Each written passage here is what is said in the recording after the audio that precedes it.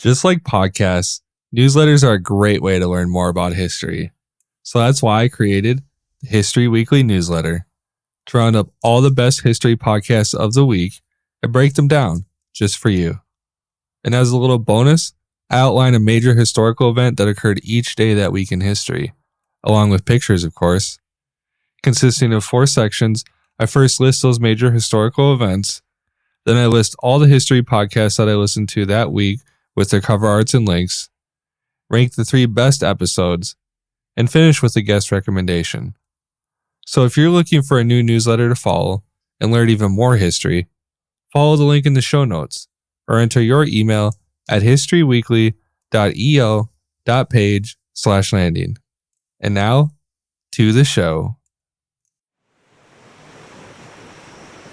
It's October 2007 in the beautiful Swat Valley of Pakistan. Many describe this area as a paradise, full of luscious plants and trees, waterfalls, and rolling hills. But despite the immense beauty of the numerous waterfalls and nature around, there isn't much hope in these parts these days. The Taliban have been steadily expanding and taking over town after town after declaring jihad in the local area. They've been closing down girls' schools and banning women from shopping in marketplaces. This incursion mostly stemmed from anti-Western beliefs. Many of the clerics in this group believed that Westernism was spreading rampantly in the region, as well as incorrect Islamic practices more generally. Initially, many of the residents didn't believe that they would reach this far. Many turned a blind eye to the extrajudicial killings and beatings by them due to fear and manipulation of cultural and religious dynamics. Very few would be willing to speak out against them, much less so publicly. But there was one man in particular who had the courage to do so, and he instilled bravery in his young daughter to do so as well, knowing that her future would be most impacted and most in jeopardy. This is the story of Malala Yousafzai, and you're listening to Be a Rebel. This is To Be a Rebel, the podcast that takes you through the lives of real rebels throughout history that have defied unjust authority and stood up for themselves and their beliefs, at times costing them their lives or their reputations, and sometimes both. This is the first of a 3-part series on Malala Yousafzai, the education and women's rights activist from Pakistan. This episode will focus on her early life, leading up to the Taliban's takeover in 2007, and the large role that her father played in it. He too is someone I consider to be a rebel. The good kind, that is, just like all the ones we cover here. Next week, we'll cover her life under the Taliban, the military's victory, and her shooting in 2012. It's July 12th, 1997 in Mingora, the capital city of Swat, a region in northwestern Pakistan. A baby girl is born to 2 loving parents. But this is no ordinary girl. This is Malala Yousafzai, the youngest person ever to win a Nobel Peace Prize. Her name comes from Malala of Maiwand, a famous Pashtun poet and warrior woman from southern Afghanistan, which means grief-stricken. Her father, Ziauddain, chose this name very purposefully. He has been an educator and education advocate his whole life. He wielded an incredible amount of influence on her, and they had a very loving relationship. During this time, Pakistan is a very patriarchal country, where men are highly favored and women have little rights. Despite this, Ziauddain loved his daughter no differently than if she were a boy. He would even tell his wife, Turpi-Kai, that if relatives or friends visited but did not talk to or play with Malala, they would no longer be welcome over. And unfortunately, this was applied to a few of her uncles who would have preferred a nephew instead. Additionally, he upset some family members when he added Malala to the family tree, the first female to be added, in fact. Luckily, one of them would have a change of heart and wrote a poem praising her, noting, "It's important to remember that people change." Adding on to Ziauddain's relationship with Turpi-Kai, he showed his children, rather than told them, how to properly treat a woman and hold them as equals. This was a very important principle for him, something that he still incorporates in his speeches and interviews that he gives to this day. He also credits it as the key to his success in education and in parenting. And indeed, many adolescent psychology studies have produced evidence that support this notion as well.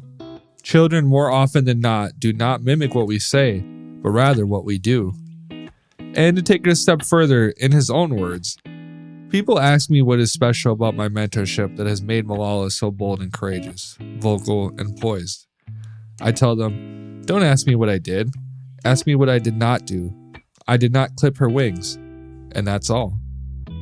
3 years before Malala was born, in 1994, Ziauddain opened his own school, pursuing his lifelong dream of doing so. He was able to purchase an existing building and remodel things to his liking. He partnered with one of his old friends to make it happen, but they had a falling out over the years and he eventually went on to manage it himself. This school, Kushal Public School, would undergo many changes throughout the years. His firstborn child being a daughter, it would serve as a primary school for girls. It would struggle to turn a profit for many years, and this was compounded by his wife offering free tuition for less fortunate children. At times Ziauddain supported this, and at others he was at his wit's end not wanting to go bankrupt. Malala would even do the same, meeting many other little girls her age who she knew needed education to get out of their poor circumstances. The Yousafzai family would continue to grow, adding 2 sons as well, Kushal and Atal. Malala's brothers were very different from her. She was always very polite and studious, curious about the world around her. Kushal and Atal, on the other hand, were polar opposites. Just like other little boys, they loved to play and roughhouse, fly their kites, and so on. They were also temperamental, and Malala's attempts to calm them and get them to read or study were often fruitless. Nonetheless, she would make her own friends over the years. She was very competitive in school and always wanted to win poetry contests or speech debates, and just generally be at the top of her class. There were several classmates of hers that gave her a run for her money, as she didn't always come in first, but healthy friendships endured all the same. It's July 9th, 2005. Malala and her father are making a trip to the city of Shangla. Along the way, they pass some children about Malala's age digging through landfills and scavenging for raw materials that they can sell.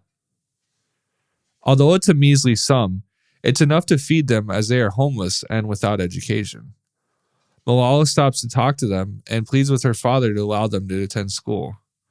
Ziauddain is hesitant at first, after having already taken in so many without tuition fees, but then he budges and tries to convince them to come.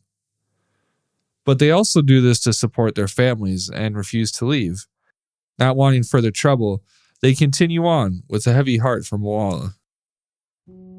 They would go through the same way another day for a school field trip, and they picnicked near some waterfalls. Before leaving, Ziauddain had each of the girls stand on a rock and say what they are proud of themselves for, a tradition that Malala would remember fondly when reflecting back on her school days. They did their best to soak in these good times before trouble with the Taliban began brewing.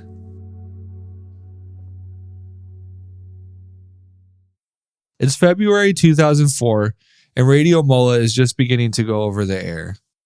A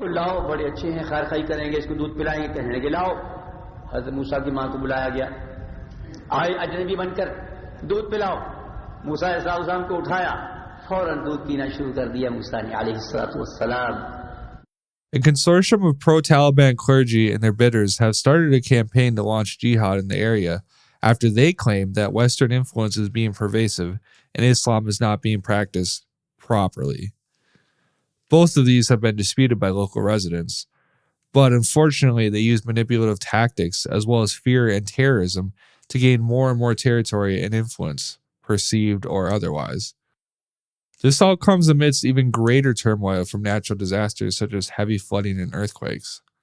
In 2005 in particular, the Kashmir earthquake struck with a magnitude of 7.6 on the Richter scale.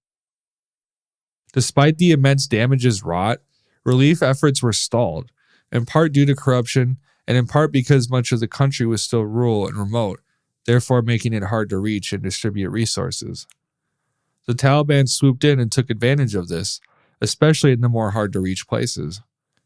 In some towns, they were the only relief organization present, in fact. This would aid their cause in the years to come, reinforcing the notion that the West does not care about Muslims and that their influence should be resisted. Then, in 2007, The already dire situation was compounded by political turmoil on a national level, this time involving the president himself. This old news clip from Al Jazeera sums it up succinctly. There is a new crisis tonight for America's most important ally in the war on terror, Pakistan's President General Pervez Musharraf. He was challenged today by Pakistan's worst protests since he took power in 1999. Today's riots erupted in Islamabad, triggered by President Musharraf's arrest of a political opponent, the Chief Justice of Pakistan's Supreme Court. The demonstrators range from radical Islamic leaders to lawyers. Critics in Pakistan are questioning the Bush administration's strong links to Musharraf. America is supporting military dictator. America is supporting military despot. Why? Why? Starting out, the Taliban were not violent, but their dangerous rhetoric inevitably devolved into terrorism. As the group officially takes power, they begin issuing decrees starting with the way women dress and prohibiting them from shopping in marketplaces, severely restricting their mobility and basic rights. Though these measures seem modest initially, this would just be the tip of the iceberg of what the Taliban had in store for SWAT, a very dark period in their history that would require military intervention and the bravery of a very courageous and young girl named Malala.